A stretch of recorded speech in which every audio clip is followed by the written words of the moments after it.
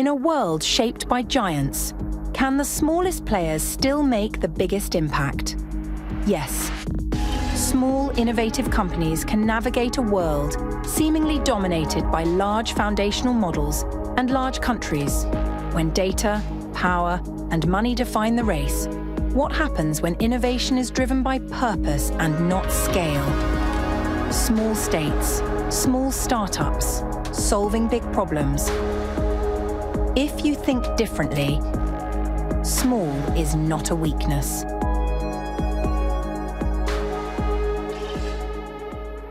In a world...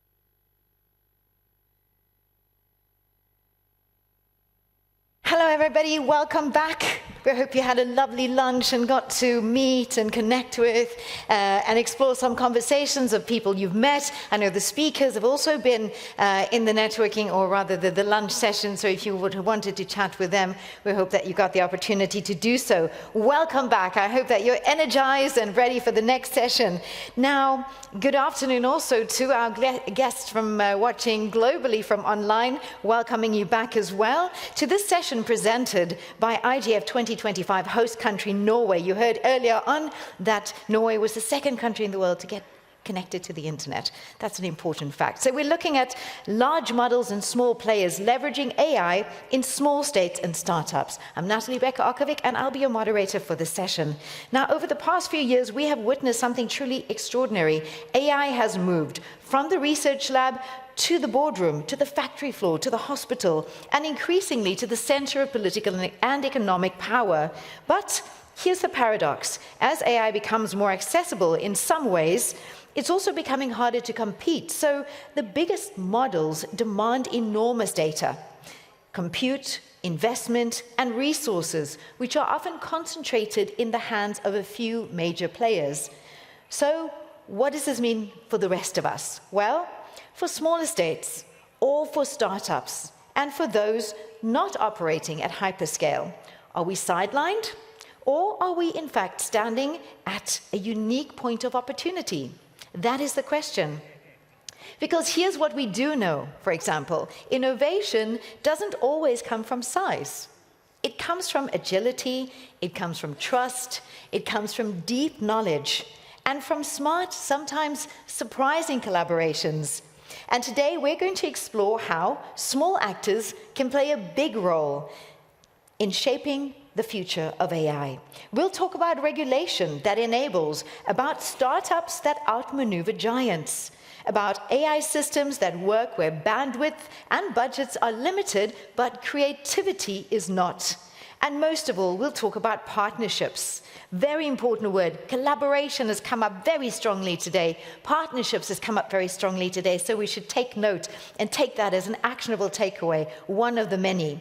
And also partnerships, the kind that really makes innovation inclusive and global and sustainable. In other words, how can we move from being small players to being strategic shapers of the digital world? First, we'll hear from Karianne Tung, Norway's Minister of Digitalization and Public Governance. Minister Tung will share her vision for how small states like Norway can shape AI policy in a way that not only protects values like fairness and transparency, but also prioritizes countries like hers as competitive innovation hubs in the global AI landscape. So, a warm round of applause, please. Minister Tung, the floor is yours.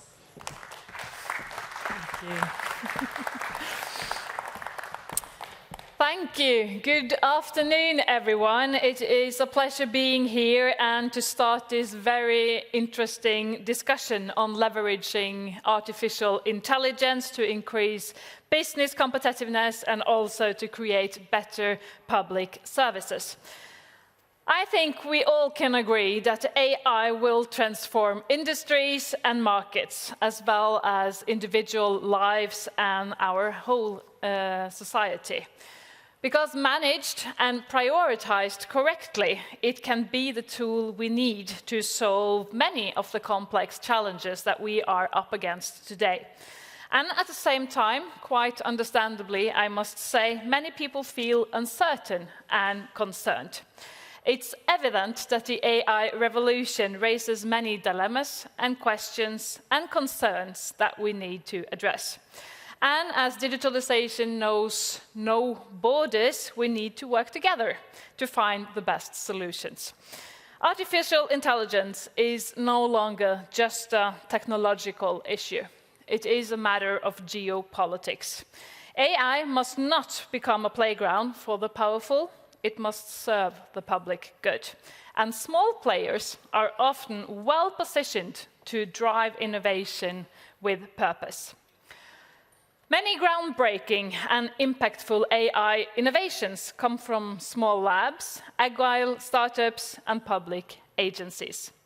Through some receive support or investment from big tech, their creativity and flexibility are essential forces behind AI's rapid progress. As nations race to harness the power of AI, the development of international standards is emerging as a key strategic tool. By shaping the rules and norms that governs AI, we are not only ensuring safety and trust, but also asserting our values and influence in a rapidly evolving global landscape. For many, the rise of large AI models feels like a race between giants. And indeed, the largest models today are backed by the largest companies, drawing on massive data, infrastructure, and funding. Being a representative for a small country, I know both the challenges, but also the advantages that comes with size. We do not have limitless resources. But in fact, many small states are already global leaders in digitalization, cybersecurity, and tech regulations. These are not accidental achievements. These stems from long-term national strategies that prioritize innovation, citizen trust, and smart governance. I would now like to take the opportunity to share with you some perspectives about how Norway is taking significant steps to harness AI in a responsible and innovative way. Our main goal towards 2030, as set out in our national digitalization strategy, is for Norway to become the most and best digitalized country in the world. It is ambitious, but I believe it's not impossible. We want the business sector to have favorable framework conditions for developing and using AI. And we want all our public sector to utilize AI for greater efficiency and to create better services for our citizens already by 2025, but also for 2030 and the future. To support these ambitious goals, we are now building a national infrastructure for artificial intelligence that can be used for research, for business development, and for a more modern public sector, thus placing Norway at the forefront of ethical and safe AI use. We have allocated to the National Library, in cooperation with the state company Sigma2, to train and to make available, free of charge, Norwegian and Sami language models. These are based on our Norwegian data and our societal values. We are developing our national infrastructure for high-performance computing, and this will support both public sector and private entities in their effort to develop AI application and utilize AI within different sectors of the economy, but also society. And just last week, we switched on our newest supercomputer. It is called Olivia. It will have 17 times greater computational power than the infrastructure we used until now. And of course, we are also working on the implementation of EU's Artificial Intelligence Act with a goal to make it applicable in Norway at the same time as the rest of EU. The proposal for the necessary legislation will be sent out for public consultation before this summer. To comply with the requirements that we can find in the AI Act, we are also establishing a national supervisory authority and launching what we called AI Norway. AI Norway will be placed in our digitalization agency, and this will be an arena for collaboration, sharing of experience, and also experimenting with AI solutions within different sectors.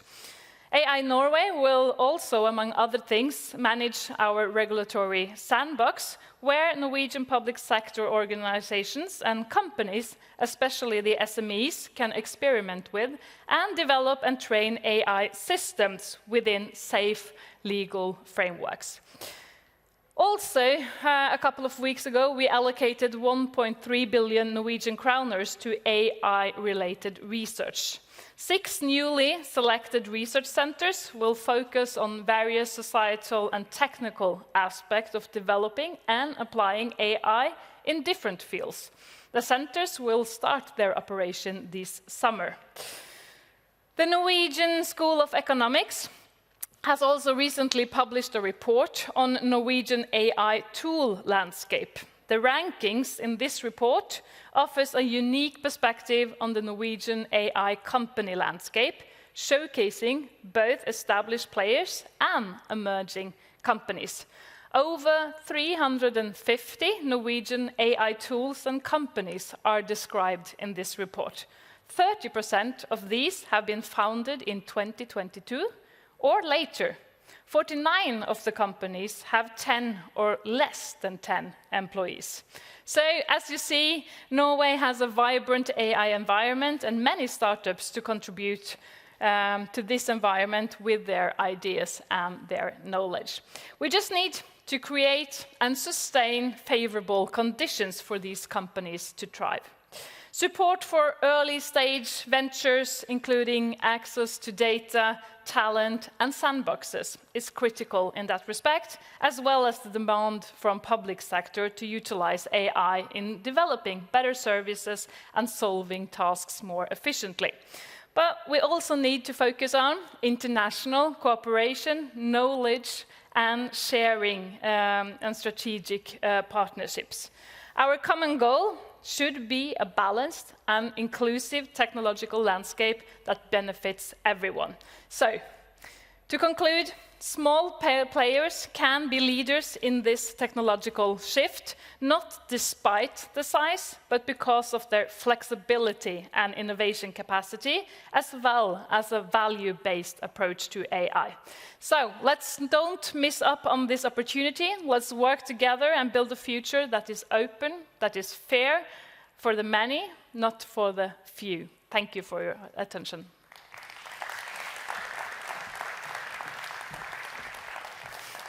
Thank you, Minister Tung. Thank you so much. How small scales can promote innovation and regulation in AI. Thank you for those insights. Now, we're joined by an entrepreneur and strategist and one of the leading voices in Norway's startup systems, or startup ecosystems, and you'll recognize him right away. John will show us that size doesn't have to limit ambition, especially when startups focus on domain strength, agility, and trust. And with concrete examples, he's going to explain how small players can collaborate with large platforms and sometimes even out-innovate them. That's an idea. And I'm talking about Jan Marcus Lervik, who I'm going to introduce in a second and invite onto stage. And he will be followed by Professor Ole Christopher Granmo. And Professor Granmo will give us a quick tour of the Zetland machine, which is a lightweight, high-accuracy model ideal for smaller actors and edge applications. So it's a reminder that you don't need to be a superpower to do powerful AI. You need smart, interpretable design. So now, without further ado, a warm round of applause, please, for Mr. Jan Marcus Lervik from Cognite. Please. Thank you. I have a few slides, I think, so if you could put them up, it would be appreciated. Yes, excellent. So Cognite was founded at the beginning of 2017, and at that time we saw a fundamental need to improve the world's industries. You know, we have a growing world population, we have a climate crisis, and also, lately we have seen the geopolitics, which basically creates a demand for us to produce more, but using less. So produce more goods, more energy, but with less emission. This is really the problem that Cognite is about to solve. How can we make our industries more efficient and more, sustainable and safer? 8 years later, we are Norway's first unicorn, but not only that, we're also a company that delivers data and AI technologies across the world, across industries. As you can see, both in the energy sector, life sciences, pharma sector, and many other areas. And in many ways, we have created a new product category for industrial data management, and we are the leader in that, you can say, particular market. So then, what do we do when it comes to AI? Yes, we use AI in our technology to be more efficient, to make our software more intelligent, and also to be able to access data in industrial data, in this case, through new and better ways. In the same way that you use ChatGPT for your personal lives, we, basically Cognite provides, software and AI to access and use data to optimize how you operate industrial facilities. But we're not happy with that. We're not happy to be a global leader in that area. How can we take it to the next level? And of course, we all know about the giants in California. OpenAI, for example, they built ChatGPT. There's also many others that have built large language models, which is basically large foundational AI models that use huge, training text, training sets from text and grammar to build these large LLMs, so large language models that we all use every day. Going forward, you also have companies like Meta or Facebook. They're also building their own foundation model, both for text but also for images. They're investing now $15 billion into Scale AI to basically create context for images, so you can create large foundational models for images. Of course, there's no way Cognite, or I would say also Norway, can compete with that scale. It requires too much investments, resources, talent that we can compete. But if you go into a sector like industry, we see Cognite, small Cognite, if you will, have a lot more data than the large players on industrial data. We have 3 orders of magnitude more than NVIDIA and all of these other cloud providers.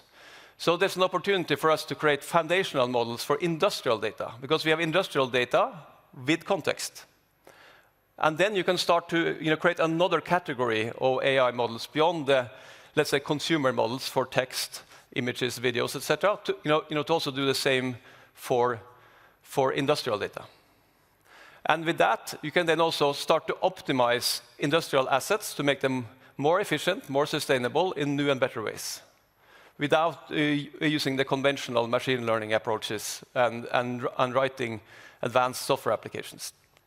And also we know, of course, that if you look at the graph to the right, it shows how quickly the cost efficiency of different technologies. The blue one is electricity. It took a number of decades. The second one was internet, and the third one is basically generative AI. How quickly the price curve goes down. So if you have access to unique data, the price curve for using that those unique data to build new models is very attractive and can enable us to create something very unique. Where again, it's very hard for the conventional, largest companies in the world to compete with. So what does this mean for Norway, or for another small country for that sake? I think one key learning, you need to stay close to the problem. Of course, in our case, the problem is industry, asset-intensive industries, which you can argue it's 30–40% of the world's GDP, but it still is a particular problem. And we have particular competence in Norway around industries, process industries, etc. Again, as I mentioned, we have also access to data, not more text than OpenAI or more images than Facebook, but we have access to much more industrial data than any of them that we can then use with our competence and in our context. Then, of course, so number 1 and 2, I believe Norway and Cognite in particular have pretty good control over. Then, of course, we need access to compute. We need GPUs. We need ability to really train these models and continue to retrain them. So that's also one key area. I heard the minister talking about buying into some large computers, which is great, but we need a lot more. And of course, to run these computers, we also need energy. And that's another area where I would argue Norway is in a very unique position, where we have essentially 100% access to 100% clean energy, green energy. And it's something we have to nurture. And in particular, up north, the energy is also very cheap. It's cold, so you don't need as much cooling. So we have an opportunity in Norway by using our unique strengths, you could say unfair advantages, to build technologies that make us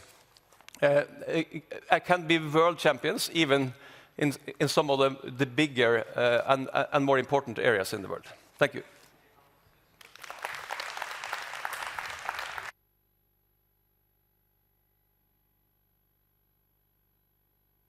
The Zetlin machine approach to artificial intelligence. My vision is to perform groundbreaking artificial intelligence research that transforms society.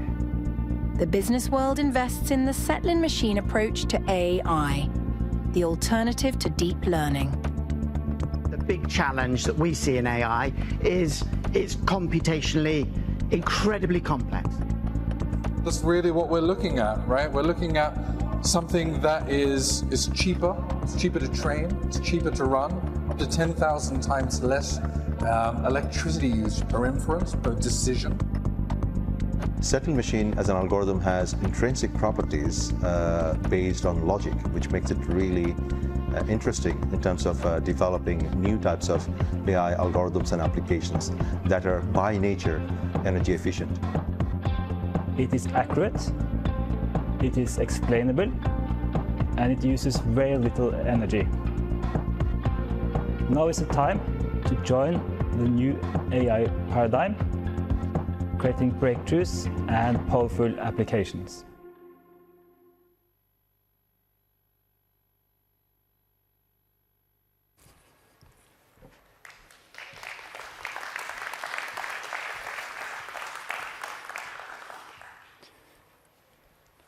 So we are watching a revolution going on in real time. It's a revolution driven by machine learning. It's powerful algorithms that can learn to perform tasks from data in health, in legal, in public sector, everywhere. And the technology has become so powerful that you can solve almost any tasks with high accuracy. It's very tempting to use this for all purposes. Also, very recently, we have seen large language models. I have been a skeptic for a very long time. I haven't found the real use for it. But a few weeks ago, when I used DeepSeek to dissect my Zetlin machine, I knew the game had changed. It was scarily good. So if you can live with the hallucinations, it's truly a powerful tool. I will almost say super intelligent in some cases.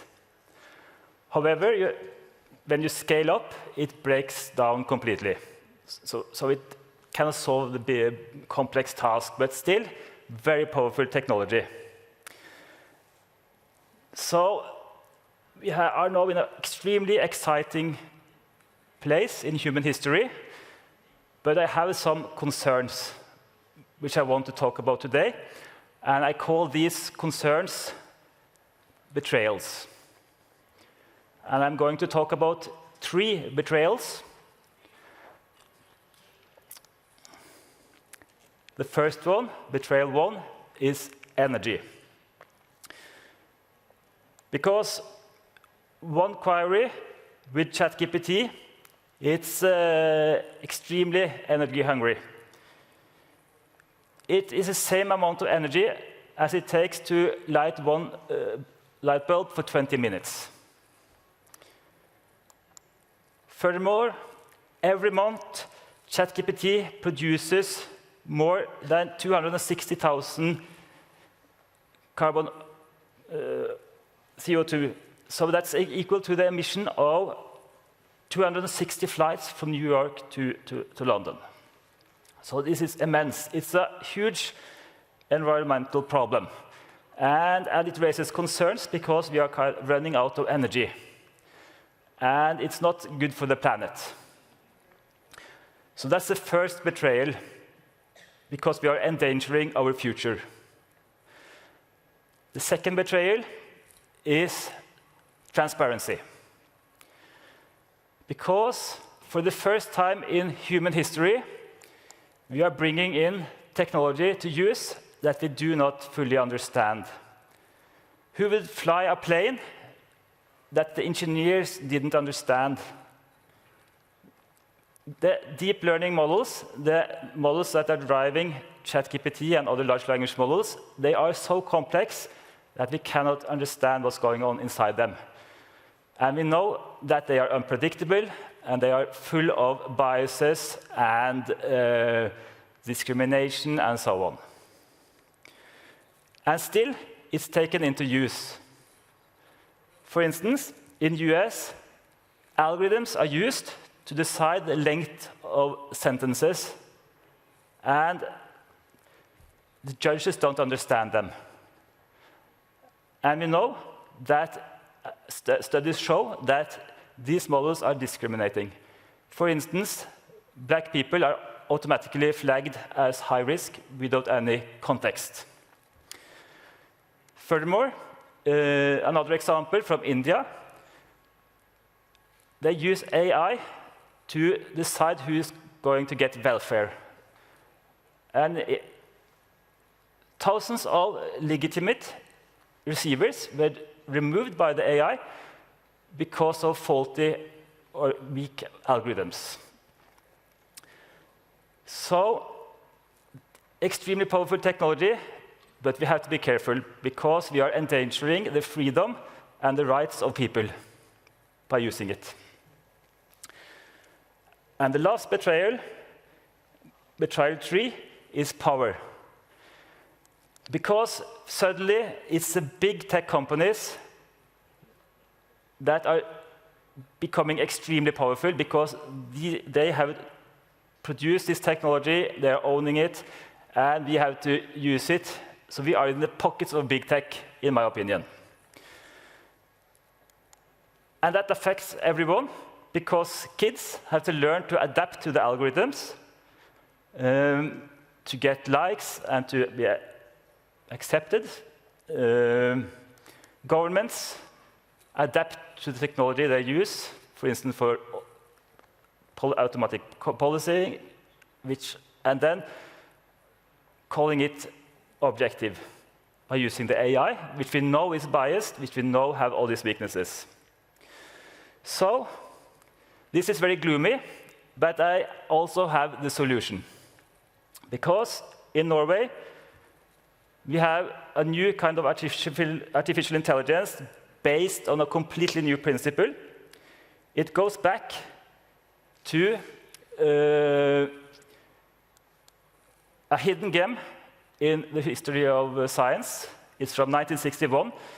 It's a very elegant, extremely efficient model of learning that was invented by a Soviet mathematician, Michael Zetlin. And it's kind of hidden and lost, but I saw immediately that this was what I was looking for when I invented the Zetlin machine. And it had some very interesting properties. So I took that learning mechanism, and then I combined it with propositional logic from philosophy, because logic is understandable. And that became the Zetlin machine. So it's an efficient and new way to do machine learning. And right now, we are outperforming deep learning in sepsis alerting, in understanding lung disease, in understanding heart disease, and in several domains. And this is just the start. Deep learning got its decade. Now, watch this space. Thank you.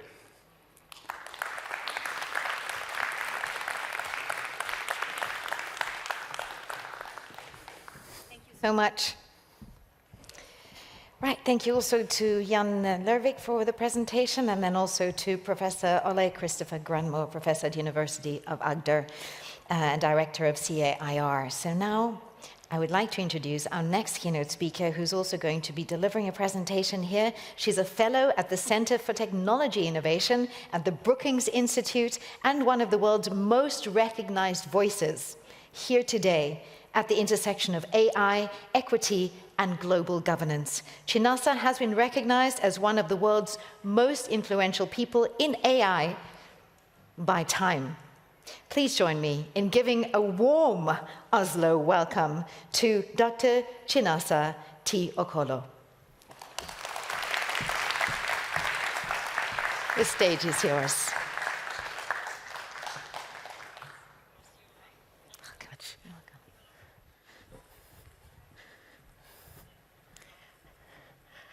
All right. So really happy to be here today, and thank you again for the opportunity to speak. And so I'll present briefly on how smaller countries, particularly those in the global majority, also known as Africa, Asia, Latin America, the Caribbean, and Oceania, can really advance how they pursue AI and how to redefine it for their needs and communities. So first, we know that the global AI divide shows disproportionate impacts in these regions, whether it be from labor, climate, social, and economic risk. There's been much work published on this by the UN and other entities. I was very fortunate to write for the International AI Safety Report that was steered by Professor Yoshua Bengio, who's the most cited computer scientist alive. We also know that 50% of AI research is produced from the US and China. This map is from Digital Science, and also the Stanford AI Index indicates that 80% of all VC funding for AI companies is allocated to just these two countries. Again, looking at this map and many others, we see that this also excludes many countries and regions like Latin America, Asia, Africa, and beyond.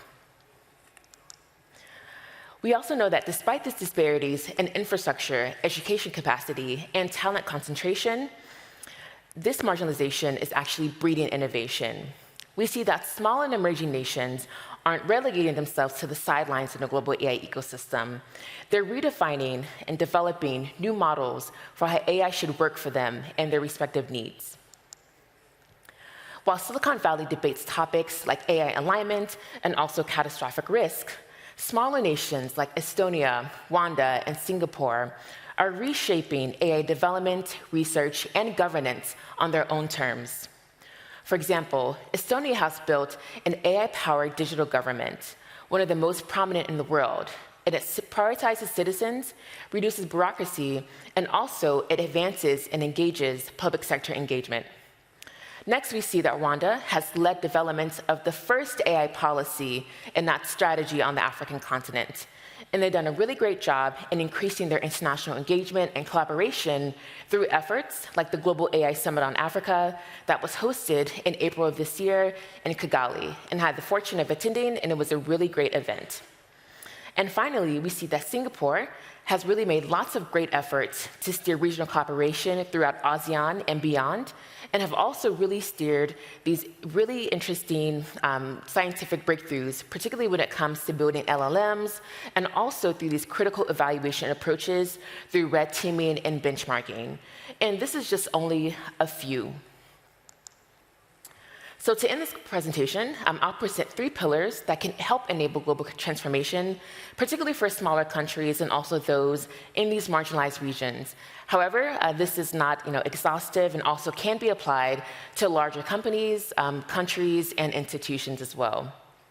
So first, data sovereignty can be essential in helping small nations, organizations, etc., control their digital resources and increase independence from large tech corporations. Estonia has done a really great job in adapting this and integrating this into their digital government, particularly in redefining how they make contracts with large tech companies, and also encouraging regional and local talent to help provide services that their government needs. Next, contextual innovation is really important and something that is promoted in approaches like human-centered computing and interaction more broadly.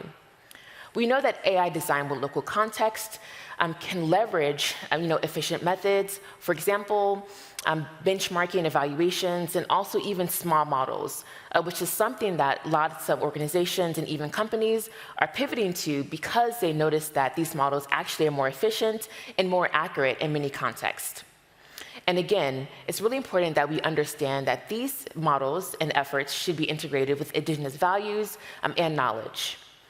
And finally, peer-to-peer collaboration is essential for ensuring that we can develop regional networks that bypass these traditional power hierarchies, and combine resources to optimize AI development. And these resources can include computing infrastructure and even educational infrastructure by distributing different networks and also research centers as well. So countries and organizations can collaborate and ensure, again, that they're creating AI that meets their needs.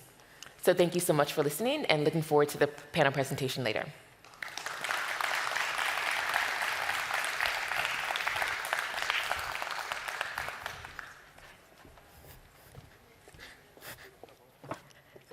Thank you so much. Thanks, Laurie.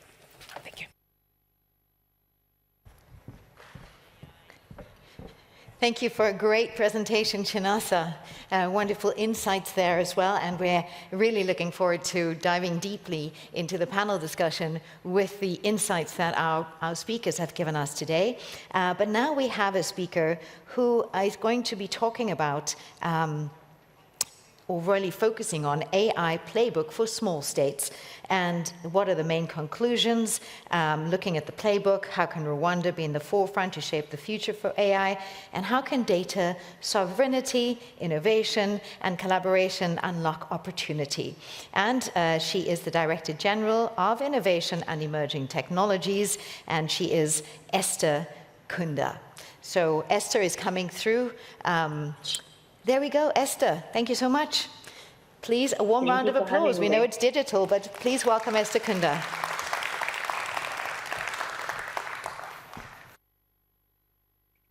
Thank you very much. I cannot see the screen on the presentation, but if we can definitely start. Thank you for having me, and I let me first thank Chinasa for also talking about Rwanda in her previous presentation.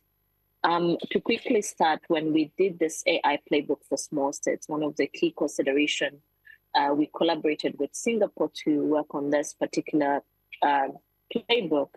And the idea is that small states in this playbook around AI have different key takeaways, but also we have different challenges that we are tackling. If you can go to the next slide, please. So the AI playbook, the digital force, which is a forum of small states. On the next slide, thank you. So the digital force was established in 1992 by Singapore, and it's a platform of 108 small states that discuss common interest. And the digital part of it was actually introduced in October 2022 to ensure that we also continue to collaborate on that. So when we started the playbook in 2023, one of the key areas that we were looking at was to ensure that this serves as a compilation of best practices and experiences from FOSS members on implementing AI strategies and addressing challenges that we face. As small nations, I think one of the key areas that we would all appreciate is that we don't have the same challenges that everyone has. And what we were looking at is to really understand how small states can navigate these opportunities and the risks that AI poses, but also provide actionable guidance based on global governance, but also based on best practices from other member states. We were also trying to see if we can, amongst ourselves, create these learning and collaboration and peer collaboration exchanges. Lastly, I think one of the key elements that we wanted to also look at was to address common challenges, especially on data, compute resources, funding, and as well as the fact that one of the biggest key drivers for small states is around small domestic markets, and in some instances also being landlocked countries. If you can go to the next, please.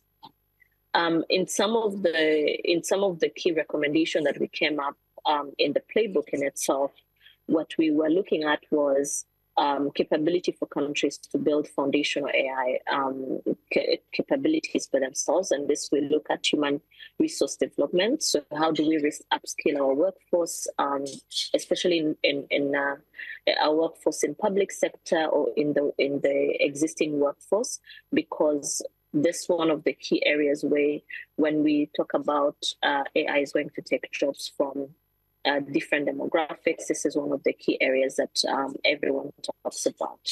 And then we also look at infrastructure development, access to high performance computing, and the quality of the data that is available to states, and how do we innovate around that. And lastly, sustainability concerns. I think a couple of speakers have also talked about energy, and this is also one of the key concerns that we looked at and looked at best practices towards that. In terms of the second area we looked at is promoting AI development and use. And here we looked at different areas and different best practices in countries where communities are driving AI co-creation and transparent and fair use and inclusivity. Thirdly, we also looked at how we foster trusted environment. I believe the Honorable Minister who started talked about Norway creating its own sandbox. And I think this is one of the key areas that are very important. So interoperability, open research, knowledge exchange, and continuously promote these platforms for all of us. And lastly, I think this is also why we're here, global partnership and cooperations in terms of AI standards, AI systems, and explainability and transparency of the AI systems that we do have. So in Rwanda, how we are doing that, if we can go to the next slide. In Rwanda, what we are looking at today is we've spent the last 2 years with a strategy that really looks at laying a groundwork for what we want to do as a country. So first of all, we put in place a strategy and a policy that really put Rwanda as an innovation lab and continues for it to be an innovation lab. Second, we're trying to do assessment and work around infrastructure and ecosystem readiness. So we've been working very hard in ensuring that we have data that is available. Today, when you also look at connectivity and availability of affordable data, this is also something that we are working on. Recently, actually, government passed a data sharing policy that will enable us to easily share data, but also avail this data to the private sector in one way or the other, so that AI models can be able to be trained on data that is Rwandan and that serves Rwandan. Thirdly, as a country, we continue to be a proof of concept. So we've positioned ourselves as a country that wants to allow innovators to test in an environment that is agile, because for us, what we understand is that the technology is evolving very fast. So we have to, as policymakers, we have to work with how fast it is evolving and ensure that as we put a regulation in place, we are aligning with how it is going. And lastly, of course, we are ensuring that we have the talent and the skills that is required.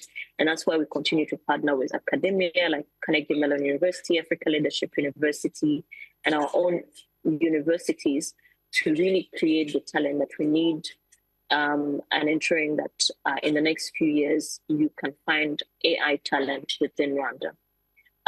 Lastly, if I go to the last slide, we're also working in ensuring that data is available, as I was mentioning, and then also pouring into our innovation ecosystem and startups, and also continue to make partnerships with other countries, other institutions, to ensure that AI is viable and useful to every citizen in Rwanda. Thank you very much.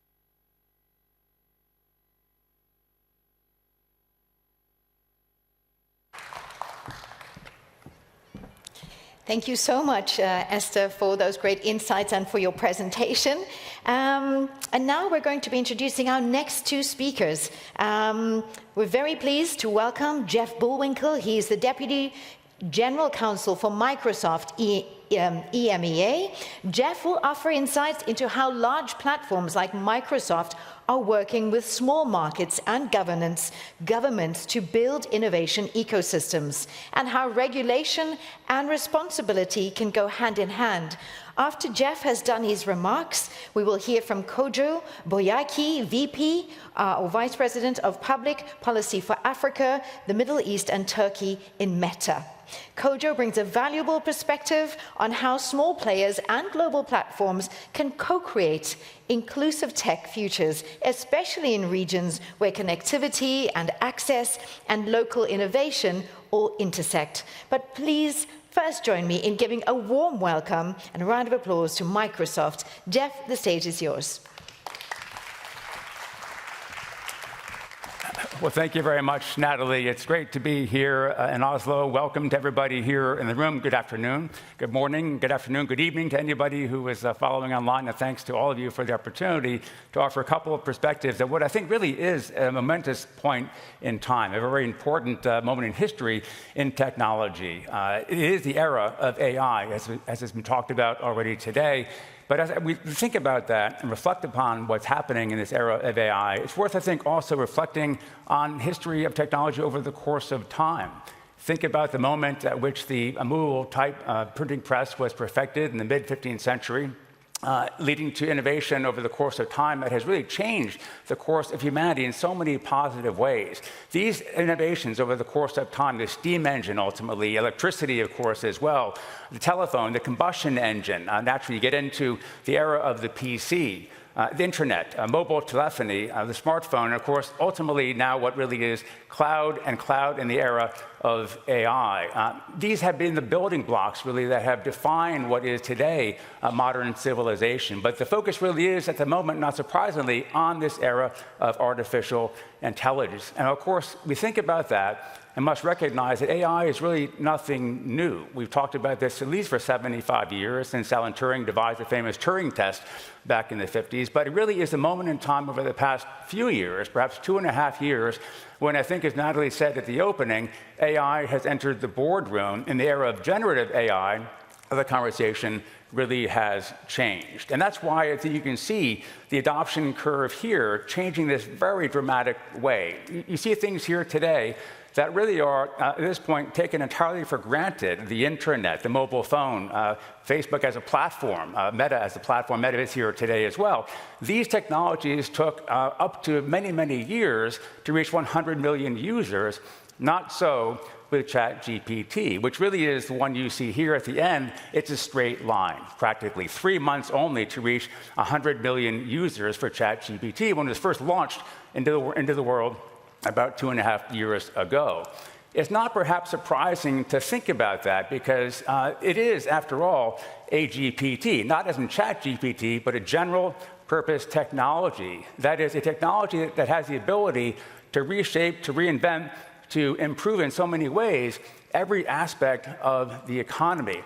Unlike a single-purpose technology, which is very good at one particular thing, like a sewing machine, GPTs, like generative AI, do have the ability, again, to reshape every field of human endeavor in dramatic and exciting ways. We're also finding, though, as we think about this moment we're in, that there is this additional technology stack that gets created, a stack that has 3 fundamental layers to it. One is the infrastructure layer. Of course, you need land. You need power, as has been talked about as well today. You need advanced chips and GPUs. Of course, you need data center infrastructure, including what Microsoft and other companies like Meta are building across Europe, across the global north, across the global south as well. That is the infrastructure layer. But also you have, of course, the model layer, the foundation model layer, which includes, of course, data, the new lifeblood, as they say, the new oil of today's economy. You have the models themselves, whether large language models or smaller language models, and ultimately, of course, you have tooling as well. So you have this model layer as well. Then beyond that, above that, you have, of course, the application layer, the various things that people can do with technology that animates in different ways so many aspects of life, and really very exciting ways, and ultimately, of course, end users. Now, when you think about this, you realize there is opportunity for growth, for innovation, for progress in so many ways, up and down every layer of this stack. And I think it is very helpful to think about what Minister Tung said at the beginning in her remarks, because she captured it so well. in terms of the ability for a small country, a medium-sized country, a large country, for an individual entrepreneur, for a small company, for a large company, for a nonprofit, for a hospital, for a school, all to benefit in remarkable ways from this technology, which is really exciting to think about. And of course, because we are here in Norway, I'll just have up on the slide here various things that reflect the ways in which companies involved in logistics, in financial services, in healthcare, in IT, in professional services, all are doing very exciting things here in Norway with these new technologies. So that really is remarkable for us to think about in terms of, again, every different aspect of human endeavor. At the same time, though, it's also worth reflecting on the fact that trust is key. And we are, after all, living in an era of geopolitical volatility. Trust has become an issue. Trust in technology, perhaps, has become an issue as well. And that does mean that companies like Microsoft have to make sure they recognize the responsibilities that come with the role that we occupy. And this is a global audience here in Oslo and online, to be sure. But equally, because we are here in Europe, I thought I'd spend a moment talking about how we've thought about our responsibilities in the European context through the announcement quite recently, about a month and a half ago, of a new set of European digital commitments that have these 5 different elements to them you see on the slide. The first really is a recognition of the fact that we have the opportunity, the responsibility to support a cloud and AI ecosystem that is broad and diverse.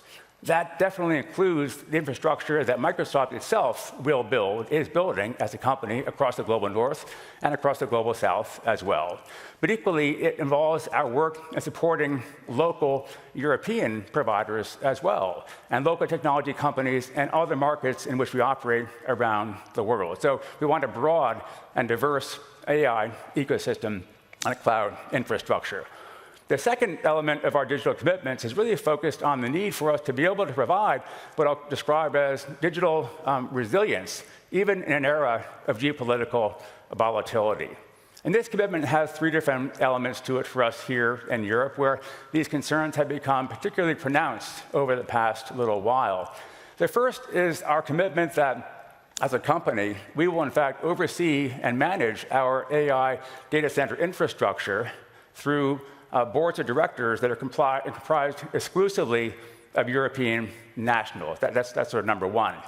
A second element of this commitment to resilience is making sure we are committing to our customers, to our partners, to government stakeholders, our preparedness to push back against any order from any government to either cease or suspend cloud services. This actually has become a fairly common point in conversations that we have. Microsoft, what would you do in the event you were ordered to cease or suspend cloud services? Through this commitment, we essentially commit, and we will do so contractually, to national European governments to resist, to fight back against any such order, including with litigation, if that proves necessary.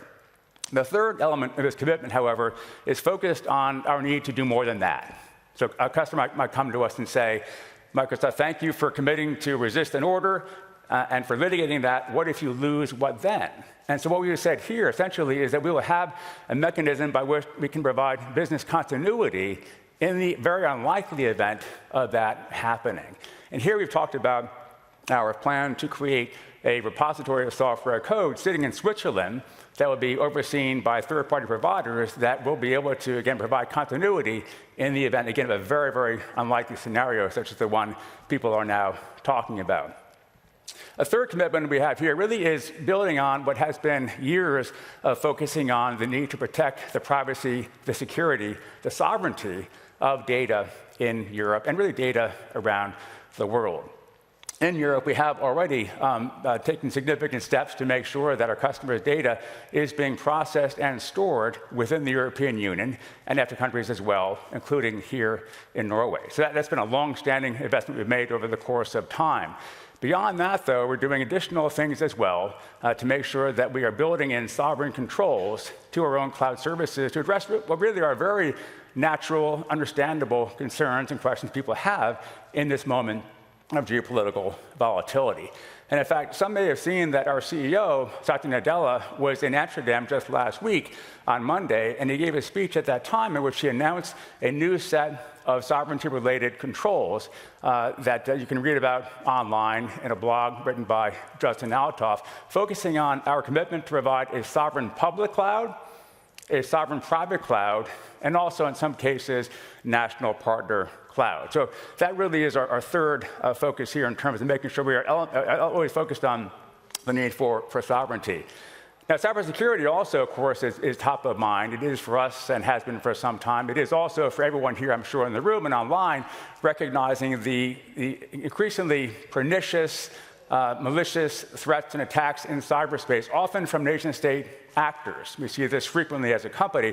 We have the ability at Microsoft to be able to aggregate data, by the way, using AI, looking at 77 trillion signals every single day to detect how threat vectors are evolving over the course of time and how we can defend against attacks before they become problems for the communities that we serve.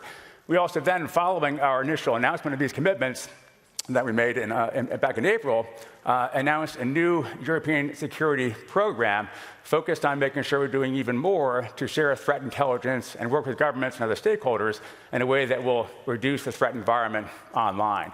And finally, what I would say here that we're also very focused on is the need to make sure that we are committed to openness. And here we have a commitment to make sure we're also doing even more to support open source software development in the context of this era of AI. We announced about a year and a half ago at the Mobile World Congress in Barcelona a set of AI access principles that really can be summarized in 3 words. One, again, is access. Here, the conversation is very much about making sure that everyone can have access to infrastructure needed to benefit from AI in the way that everyone needs to benefit from AI. So access is number 1. Fairness is number 2. Making sure that once we are giving access to people to use our infrastructure, we're treating them fairly and doing so in the context of interoperable open standards as well. And finally, there's an element there of responsibility, making sure, again, that we as a company are rising to the challenge or responsibility that comes with the role that we occupy, including in relation to developing our own set of principles around responsible and ethical AI, but ultimately making sure we're being adherent and compliant with laws that governments enact around the world. So I'll pause there and look forward to the conversation in the panel, and with that, invite Kojo to follow me.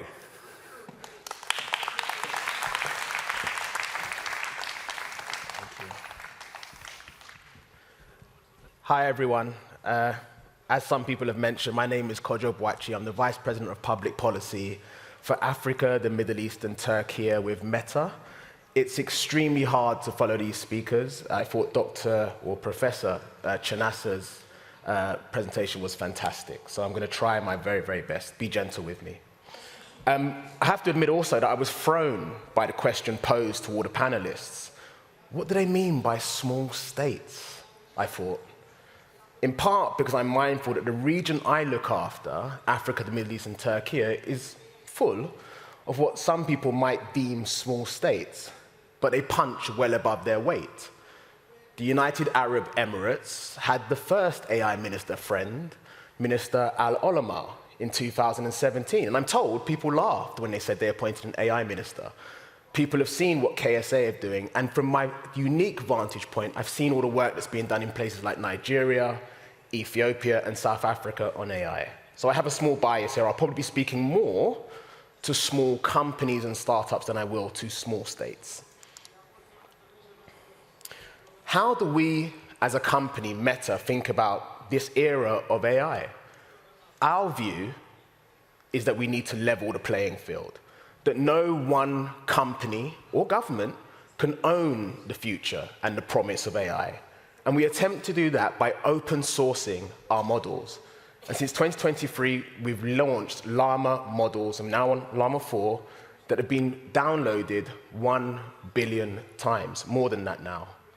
And we believe that the unique advantages and differences between closed models and open models shouldn't be seen as binary. We know some are more open than others, but the unique differences, most notably things like transparency and the fact that you have access to the weights and can fine-tune as you wish, create advantages that are good for the world, for Meta, yes, but for good for many of the small startups and small states that wish to use them and are using them.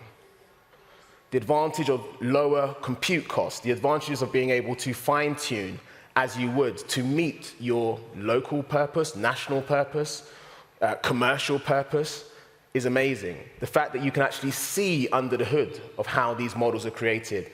And as we think about the risks of AI, the fact that we can learn from other people's attempts to get behind the back of it and use it in uneven means, but also to share their learnings in respect of cybersecurity.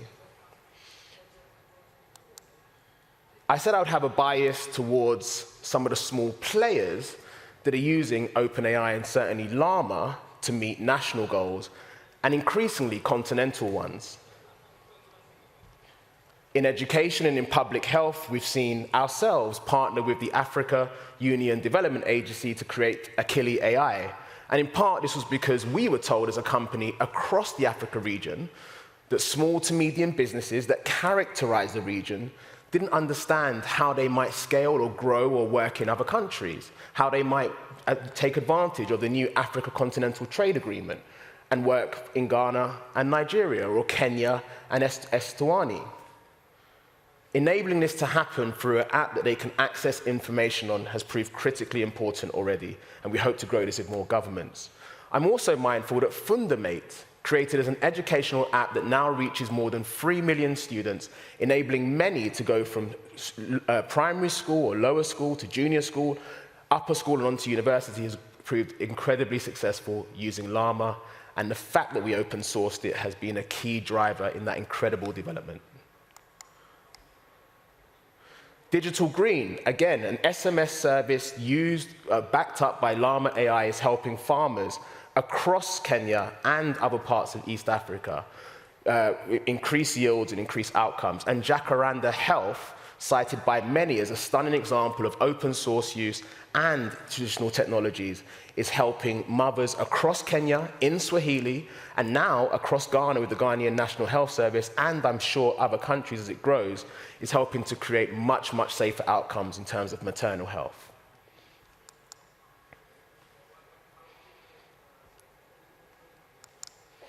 A quick video from Fundamate. I always felt it was better if someone else speaks to some of the advantages rather than I, if it plays. I'm hoping tech might be able to help.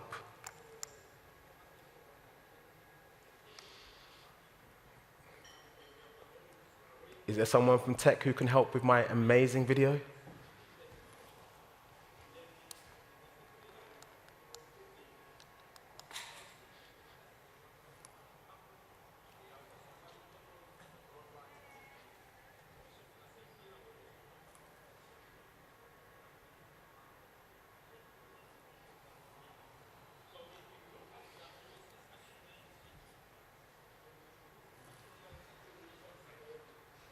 Should play.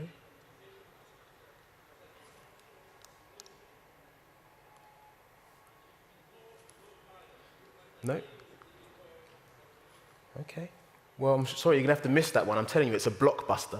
That's Fundamate explaining how they've used OpenAI, not only to meet the needs of students, as I mentioned, students in junior school, students who want to go to university, and the fact that they've been able to scale. And this idea of scaling is super, super important, as you can appreciate. I'll take a bit more time to quickly say that much of this is done through our investments in a holistic way. Obviously, the billions we spend on infrastructure and developing models is critically important. You'll hear that from many of the big players. But also stimulating through the Llama Impacts Grant, which has enabled startups from around the world, received thousands of applications, launched in 2023, and enabled startups from around the world to get onto Llama, use Llama, and to grow their businesses. But also from things that my team in the Africa, Middle East, and Turkey region have developed. And if you're quick enough, you can apply for the Llama Impact Accelerator program, which will see us have mentorship and skills development for organizations, small organizations that wish to use Llama and open source AI to grow their businesses and accelerate their efforts to meet some of the national and local challenges that they face. Of course, this is my 19th IGF.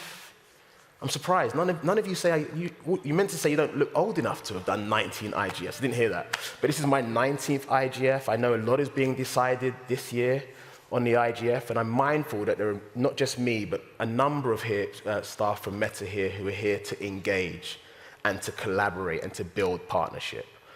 I'm also mindful that this era of AI, the promise that AI holds, as well as the risks that many of us are concerned about, will only come, and negating those risks, will only come about if we collaborate and if we build the multi-stakeholder partnerships. I'm here till Thursday, as are many of the team here from Meta. We very much look forward to engaging with you, and I look forward to the panel. Thanks ever so much. Appreciate your time.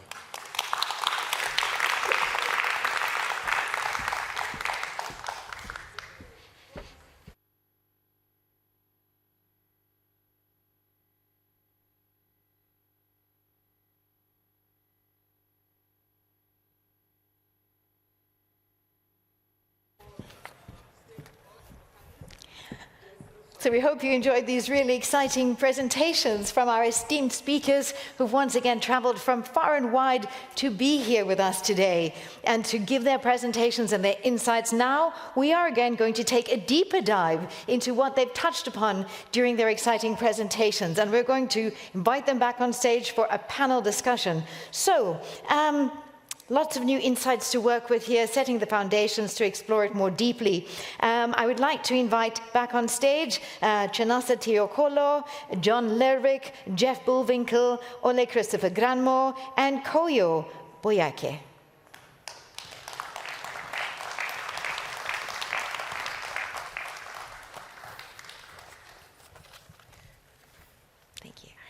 Hello, I have to ask you, what on earth is going on here? We're scared for the Atlantic salmon, so we don't want them to bring any invasive disease. Because the Atlantic salmon is the one, the origin here. Rational salmon, we call it, or the puckelocks, they take over the rivers. They scare away the Atlantic salmon. I think it will be a catastrophe. They are not wanted here. We don't want them here. 2 years ago, they caught humpback salmon in this river manually, and it took them 1,700 hours of labor to do that. That's not feasible going forward, right? Yeah. The people who are working with this don't need to go down to the river. They could sit here or on the telephone to look at the salmon.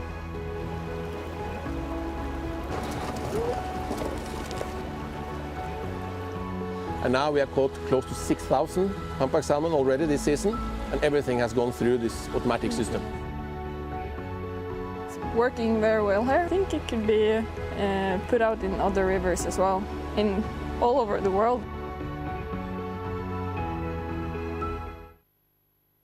What you have just watched, I think while our panel was sitting down, was a video on the automatic detection of humpback salmon in the rivers, and that was from Tech for All. So you see the role that technology does play in our everyday lives. Norway, of course, is known for its salmon.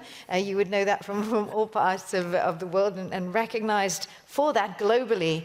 And of course, technology and innovation plays a large part in making that a sustainable industry. So we hope that you enjoyed that video as well, where technology and AI is helping to save the Atlantic salmon.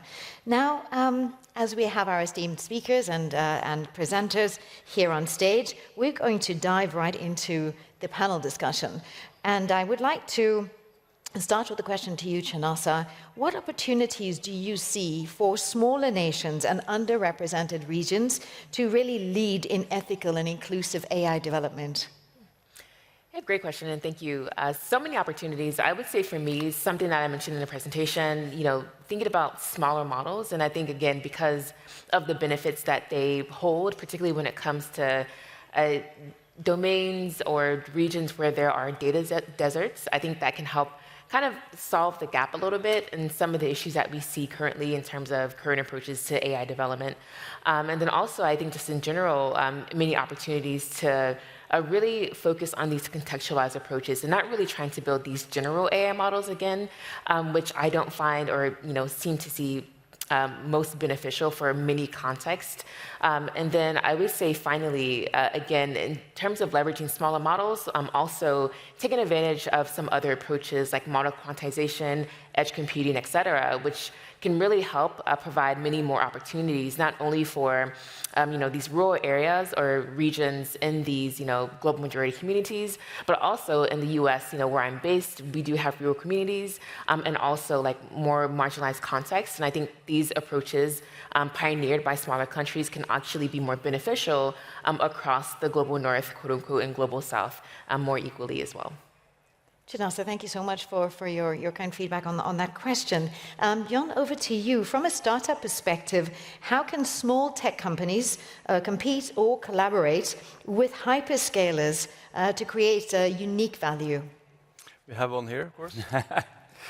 No, I think the obvious part of it is of course, that you have to focus on something particular and be really good at it. That's, let's say, the easier part. And of course, again, as I talked about, we in Cognite have focused on asset-intensive industries.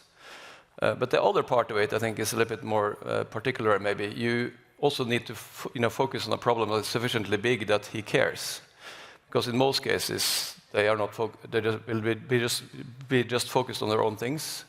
So the problem we focus on needs to be sufficiently big, so Microsoft or whether it's Amazon, Google, or others, or Meta for that sake, also care about it. So you get some good competitive tension, which is I think exactly what we have in Microsoft. Fantastic partnership, but also a little bit tension now and then, where they see that we do things that they would like to do, and vice versa. I think that's the recipe for success. Thank you so much for that answer, Jon. And then, Jeff, how can large companies, tech companies like Microsoft, as Jon nudged you earlier on, support innovation ecosystems in small states while ensuring fair competition and responsible AI development? Well, I pick up on the point I think that Jon made so well, which is that larger companies, despite that question of scale, in fact, ultimately are platform companies. I mean, Microsoft is now, and really always has been, first and foremost, a platform technology company. And so we do have a lot of work we've done, of course, at the infrastructure layer with data center capacity we built here across Europe, indeed in Africa, across the Americas and Asia as well. And there's the infrastructure layer on top of which you have the model layer and the application layer. And we're just very excited about the amount of innovation you're seeing up and down that stack. And so certainly as a company, one thing that we are clearly focused on trying to do, as I mentioned earlier, is to make sure that there is that broad access that we can provide, and that we operate in a way that allows for openness, interoperability across systems as well. So you have these small, exciting companies that are building on our stack and achieving great success, whether in small states or large states. And indeed, you see this across Africa, which has been talked about a bit today, and I've had the privilege of spending some time in Africa over the past year, in Kenya and Tanzania, Rwanda, Egypt. I was just 2 weeks ago, actually, in Nigeria. And the amount of excitement you see across these countries and the innovation happening in these countries with highly localized applications or models is pretty exciting to see. Thank you so much. Thank you so much for your response to that, Jeff. And then, Christopher, massive AI models demand massive resources. So, how can small states, for example, like Norway, leverage energy-efficient AI, like the Settling model, or the Settling machine rather, to compete without relying on big tech's infrastructure? So my vision is to build a completely sovereign technology, and that involves building things from scratch. And we have two very exciting projects with the Supreme Court of Norway and the Parliament, where we're going to build a fully settled machine stack, and it will solve the black box problems in the critical areas in society. So by making flagship projects that can inspire others and show that it's possible, that's my main strategy, yes. Thank you so much. Now, coming to you, Kojo, what are your thoughts on what opportunities do you see for smaller nations, underrepresented regions to lead in ethical and inclusive AI developments? I think I spoke to some of it. I wanted to say a quick shout, because I think you asked a great question about small companies and what they seek to do with big players. And I think the answer from my learned friend was to the right was to create things that big players are interested in and therefore sparked by competition. I want to give a shout out to those small players that aren't interested in that. They're actually interested in making viable businesses or resolving local issues and contextual issues that may never interest Meta, Microsoft, ChatGPT or whatever else at this point in time, but are extremely interesting to their locality or their nation as a business or as a solution provider. So I just want to kind of give a shout out. It may be very different to Norwegian players than it might be to a player from Djibouti or Mauritania or Ghana at times as well. In terms of what we can do to stimulate or to answer your question, I think hopefully I did a reasonable job of outlining how I think Meta as a company and others who believe in the use of open source, Jeff has spoken about the applications layer and people building on that piece, how we're enabling small players and states by providing this openly. We're investing 65 billion this year in infrastructure. As I hope my slide made a good point of doing, it means that the cost of compute, which is obviously the debilitating barrier that many face, isn't there. We're making our weights available so that people can so they can create solutions using our models. We're enabling people to fine-tune. But at the same time, we're also making telling investments as well. The Llama Impacts Grant, which was launched by the company in 2023, saw thousands of applications, 2 from our region that I mentioned. The team is continuing to invest through programmatic efforts to work with small companies and, increasingly in the future, governments. So if you're in the room and you're interested in using Llama to solve your national problems, come and see us, making telling investments to do that as well. So I hope our approach, this idea that we can level the playing field by making massive investments on behalf of the company to provide open source AI is really what's key there. Thank you so much for those insights, Koyo, and for the clarity. Then also, in terms of, let's say, Meta, or we'll come back to that question. I wanted to ask you, Ola Christopher again, Norway has renewables and your energy sipping AI is what is right.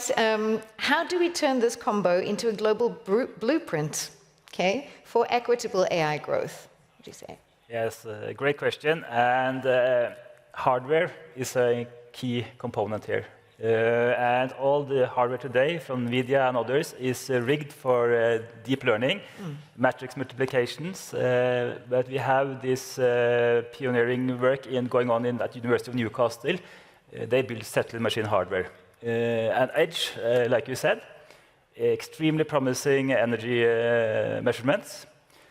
And to really build up green technology, we have to create an alternative to the NVIDIA technology, for instance, from the bottom up.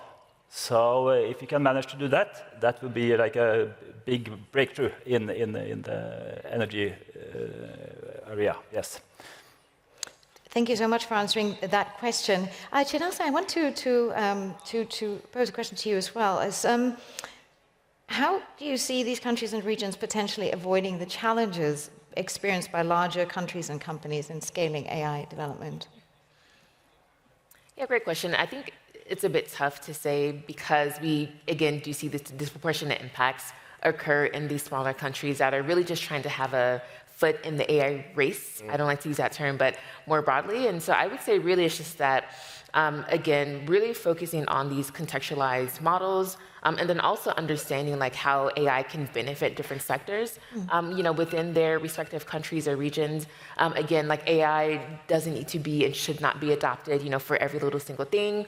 In many cases, these basic general algorithms can work much better than AI optimized ones or just straight AI models in general. And then also I would say, again, it's just understanding that there's the different downstream impacts, whether it relates to labor, which we've seen these disproportionate impacts in Latin America, East Africa, particularly in Kenya, and also throughout Southeast Asia, and trying to shift away from these extractive models to more so community-centered models, again, that center and value these indigenous frameworks that understand community and I would say value building and et cetera, et cetera.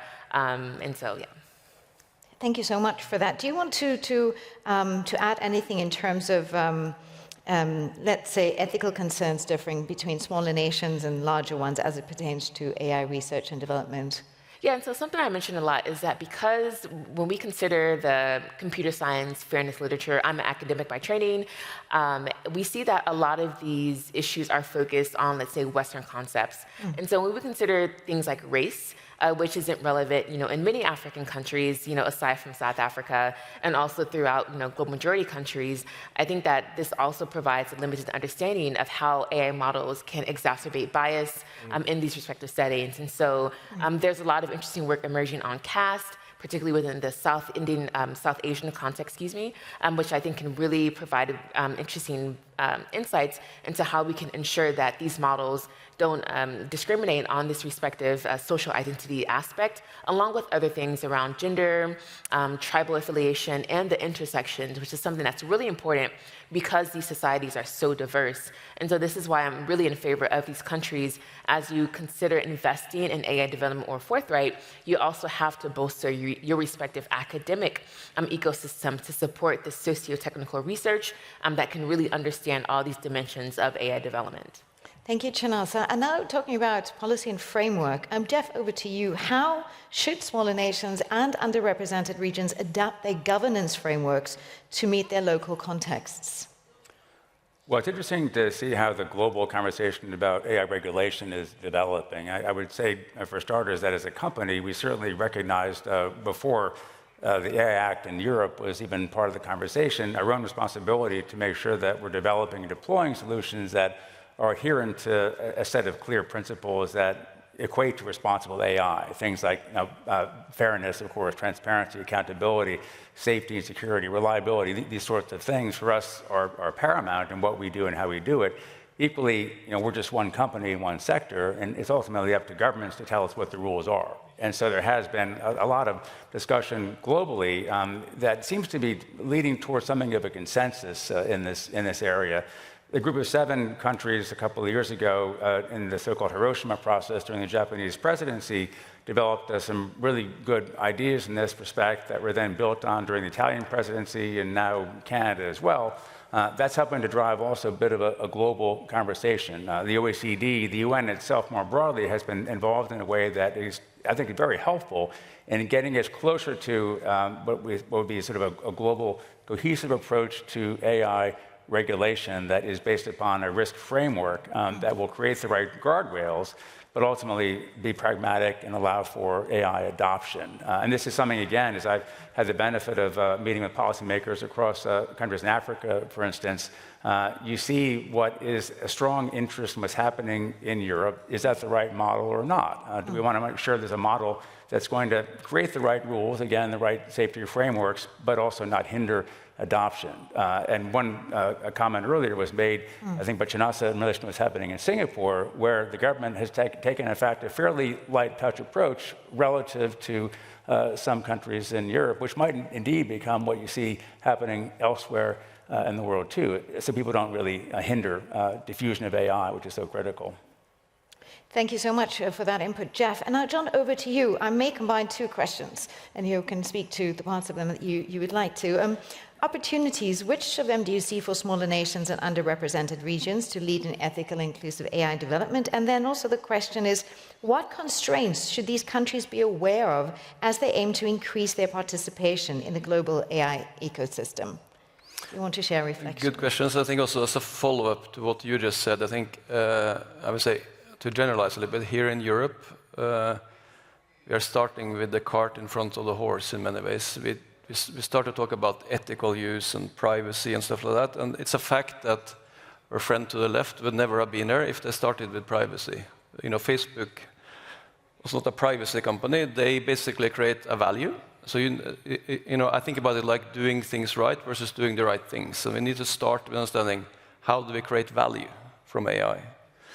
This is also what Microsoft did when they invented Azure and all of these things, right? How do we create value, not how do you support privacy, if you will. So I think this is super important. Also, refer comment about Singapore. We need to focus on the value, and then of course we need the guardrails, but not opposite, because then we will never get to the value. And secondly, I think also referring to the comment from my friend here in Meta, which I agree to, of course there's tons of value to be had in small countries like Norway by sitting on the shoulders of the giants. Absolutely. The two of you, right? So, and we as a nation, we need to leverage that and improve the efficiency of the Norwegian government, of companies, all those things. But I think also we need to have, my last point is, we need to aspire beyond that as well. We cannot just be a country Absolutely. which leverages other people's IP. So that's why I also, of course, we are lucky in Norway, we have a lot of energy, both green and brown, if you will. We export all the brown one, or all the gases, more or less, to Europe. But we also need to take those unfair advantages, industry, energy, and convert that into our own value, IP as well, in the future, where we can also export. Absolutely. And not just sit on the shoulders of Microsoft and Meta, which we are very happy to do, but we want to do more. Absolutely. I Thank do you want to so add, much. just to make that super clear, the only Yes. thing I was trying to bring was balance. I know I don't want to fly in BA 82 or 74 back to Ghana or Nigeria and be lambasted for saying we only want to solve local problems. There are obviously companies that want to go much broader and compete with us, and we welcome that competition. But I did want to flag, because it's missing from this particular panel, that there are small companies as well. Sure. Can I just quickly add a couple of things? Please, because you were next. Thanks. You were next. I wanted to ask you, you had a choice of a question, how is Meta prioritizing local capacity building, research and development when building open source models for the global AI ecosystem? However, I see that you want to respond to. I think that would, if I answered that question, I'd be at a risk of repeating. Okay, which helps. Please go ahead and gonna respond to some of the points made by Jeff and my friend to the right about how we ensure we don't have a cookie cutter approach. I think Jeff was extremely diplomatic about some of the problems, and my friend was about some of the problems Europe has faced by what Mr. Draghi calls over-regulation, whether that be in respect of GDPR or AI and the threat of AI. And we saw very recently that huge players, and I suspect small ones, had seen so much uncertainty by that form of regulation that they held off launching some of the products that would be so valuable. So, for example, Meta delayed the launch of Meta AI on WhatsApp and Facebook and whatever until it had more clarity. So I think when I travel around and I speak to regulators and heads of state and ministers, whether that be in the Middle East, Africa, Turkey, Azerbaijan, they're very mindful that they don't want a cookie cutter approach. So that's really, really important. The other piece, and I think this is what the IGF lends itself to and why I'm always so eager to come here, is that to really tackle those ethical problems and challenges and create the value that we think AI can have or believe it can have, we need to have multi-stakeholder conversations like this. Impactful ones, you can have the kind of ones that don't go anywhere. But the super impactful ones need to involve the big players, the CSOs, the medium-sized companies that want to be big players, and the small-sized companies just want to operate in their region and solve their issues. And Dr. O'Connor, the academics and everybody else that needs to get involved as well. And I think that's really, really important. I just want to stress that point. Thank you so much. And with 5 minutes left, I'm going to give you each 30 to 60 seconds for last thoughts, parting words to leave the audience with, if you would like to. Where shall I start? Any takers? Okay, so does anybody want to touch on the opportunities? Also, frameworks. I see that we've covered a lot of ground here, actually. Everybody's been really good with time. I think we're done. Okay, 30 seconds, you think? Yeah, I think we're done. No, but I think my perspective is that AI is changing everything, and we need to lean in, whether it's from global companies like Microsoft or nations like Norway or industrial companies, and there's no time to lose. You know, this is happening. Thank you. Jeff? I might build on John's comment by saying that I'm reading a book currently by a professor called Jeffrey Ding in Washington, D.C., called Technology and the Rise of Great Powers. And his premise in the book, fundamentally, is that it may not be so much about where a particular technology originated, where it was invented for the very first time, but rather the degree to which a country is successful in adopting it, integrating it across every aspect of society, and leading to this widespread diffusion. That's what you hear people wanting to do and talking about across the world, whether the global north or the global south. It's up to us as companies to provide for that, up to governments to create clarity in relation to the regulatory environment, and we hope a level of pragmatism for sure, and also up to everyone to work together in making sure you have also the right level of skills to make sure people can actually embrace these technologies in the way that they want to. Thank you, Jeff. Ole Christopher, anything you'd like to add to the conversation? So I will add a critical point, and that is the essence. Today we don't fully understand the AI. If you don't understand the AI controls us. We have to turn it around. We have to fully understand the AI so they become a tool for us, so that we are in control. That is essential. Yes. Thank you for that. Shanasa. I didn't get to speak much on governance, which is my focus as a fellow at Brookings. But again, I think there are also many opportunities not just to solely innovate in the actual development of AI, but really understanding how it can and should be governed, particularly for smaller nations.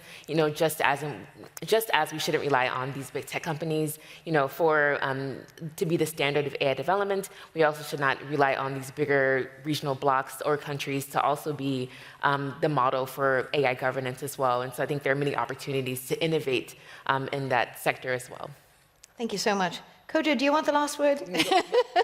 Not much to add. It's one of those panels where everybody's almost in complete agreement about the promises that AI hold and the fact that we need to create policy frameworks and commercial ones, opportunities and stuff that enable us to seize those promises. Even, as I understand it, Tom, those who think those promises may come from a different technology, we're all in agreement on that piece. And I think what that means for me is ultimately what we just discussed, that we don't want to get in the way of seizing those opportunities. And as my own bias, I've been doing policy and regulation for 22 years now, 23, going 23. Again, no one says you don't look old enough, so it shares I do. We don't want that to get in the way. And I think that's what's most important at this point in time. That's why I'm so thankful to have fora like this, the Internet Governance Forum, and to be sitting amongst such learned people as I am. And I hope to find solutions to whatever concerns, fears, challenges may get in the way of us seizing that promise. Thank you. Kojo, thank you so much. Thank you, Ole Christopher. Thank you, Jeff. Thank you, John. Thank you, Chinasa. We really appreciate your inputs. A big round of applause for our wonderful panel, ladies and gentlemen. Thank you so much for this great conversation. Before you leave the stage, we're going to ask you to please stand here for a group photo. Thank you so much. And I'll make some announcements as to what is happening in the rest of the day. But thank you. I know our photographer is in the house, so we're going to have a group photo. Okay, there we go. So, we have a number of photographers. Right, and then, ladies and gentlemen, we invite you back to our conference hall for the rest of the week's sessions presented by IGF host country, Norway. Meet us right back here for the rest of the week and very engaging conversations as you have seen. We also invite you to explore, thank you so much, a rich and diverse program of sessions covering a wide spectrum of crucial topics from AI and sustainability. Don't forget to visit the Open Village just outside the hall, and for everything else, the panels, the workshops, the networking opportunities, please check out the IGF 2025 app for the latest updates. On behalf of the organizing team and our hosts here in Norway, we wish you a rewarding and inspiring and thought-provoking week of dialogue and insight and collaboration, continuing to build digital governance together. Thank you so much.